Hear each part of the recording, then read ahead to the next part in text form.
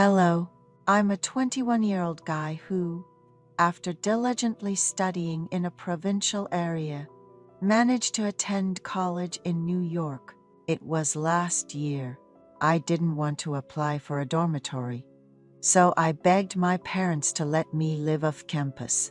From what I heard from friends, dormitories often have curfews depending on the school. Just having graduated from high school and eager to embrace freedom, the thought of living with such restrictions felt suffocating.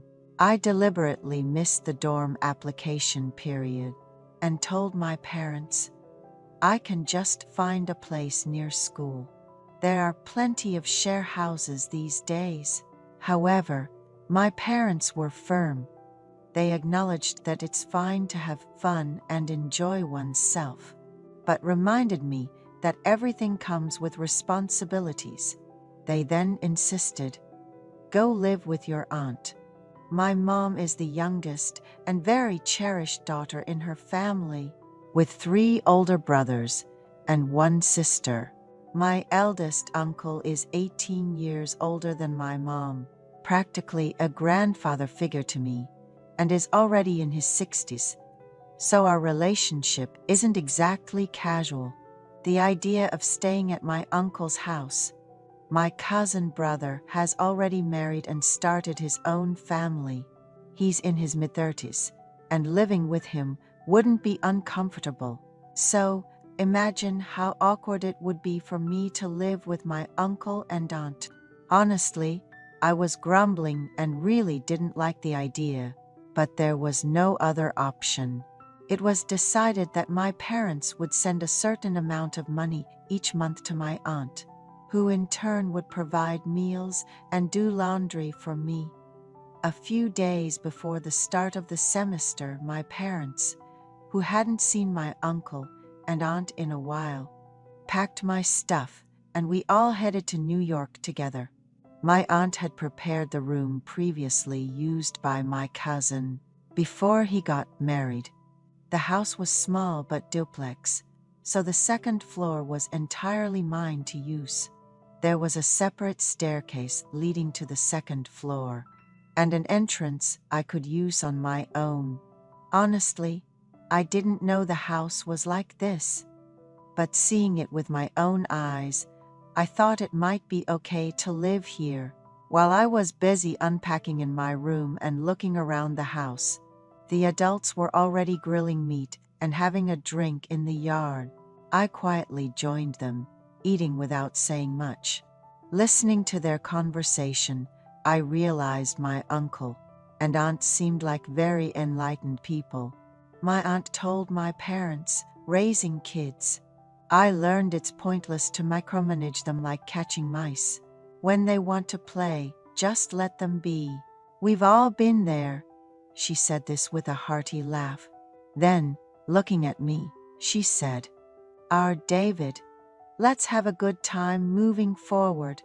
You can even bring your girlfriend home, and laughed uproariously again. My uncle joined in. What girlfriend? He hasn't even started school yet.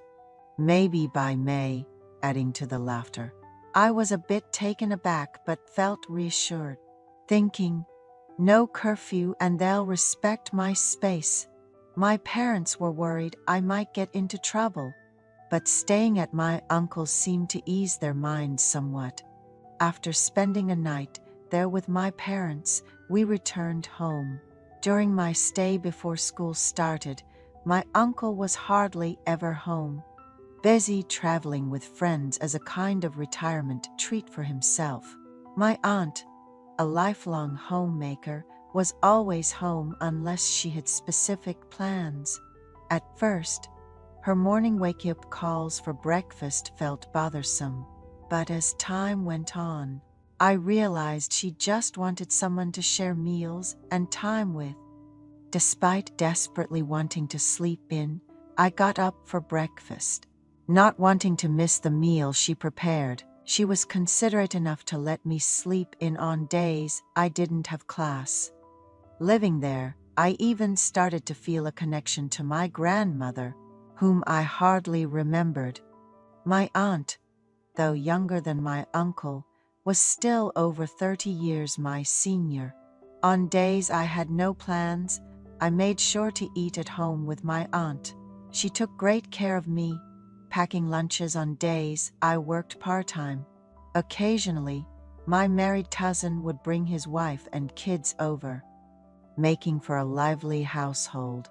College life turned out to be tougher than I expected, but living in a boarding house, I felt like I was experiencing a new adventure. My aunt took better care of me than even my own parents, without any nagging. She would even fold my laundry and put it away in my room. Sometimes, when my uncle came home drunk, he'd give me some spending money, making me think that not moving out was the best decision. One day, I was watching a movie in my room, snacking and drinking a beer by myself. Unaware I was there, my aunt came in to put away laundry. Seeing me drinking alone in the dark, she said, "Why drink alone like that? Come downstairs. I'll make you some snacks." I thought about making excuses for my solitary vibe, but was getting hungry, so I followed her down. She skillfully whipped up some of my favorite dishes, her cooking skills making me salivate. I opened another beer and was enjoying the food when she brought out a bottle of soju, sitting down in front of me. "This is the first time I'm drinking with our David. You're all grown up now," she said. Feeling a bit shy, I responded, "Of course, I'm a college student now." We toasted and shared stories over drinks. My aunt turned out to be much more open and spirited than I thought.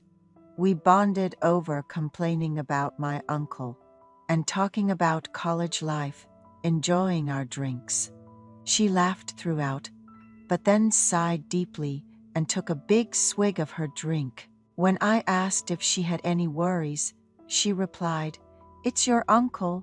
What else?" Thinking it was about his daily outings. I awkwardly tried to comfort her, saying, "He's just retired. He'll find something to do soon."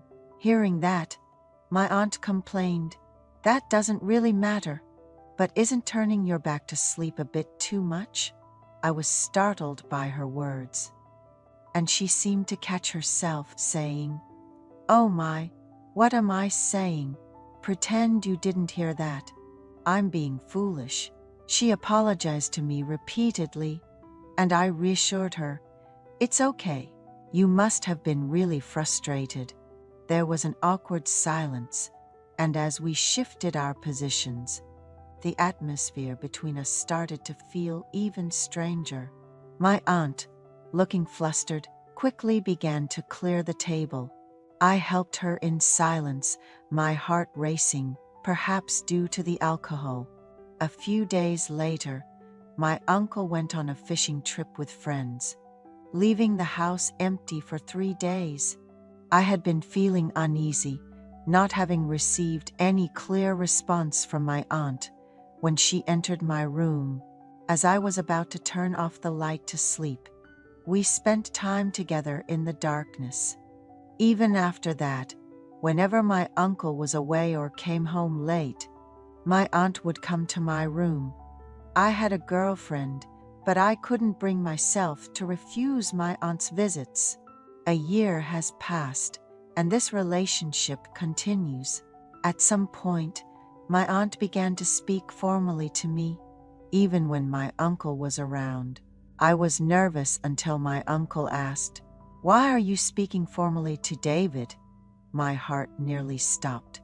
My aunt casually replied, "These days, everyone talks formally to each other." I saw it on TV, especially when we were together. My aunt always spoke to me formally. I didn't mind the strange sense of conquest, and eventually, I stopped caring whether she spoke formally to me or not. On days when my uncle seemed likely to come home early, my aunt would visit me even before dinner time. I worried about my uncle coming home, But my aunt seemed unconcerned. Being young and full of energy, I hardly felt tired, even staying up all night.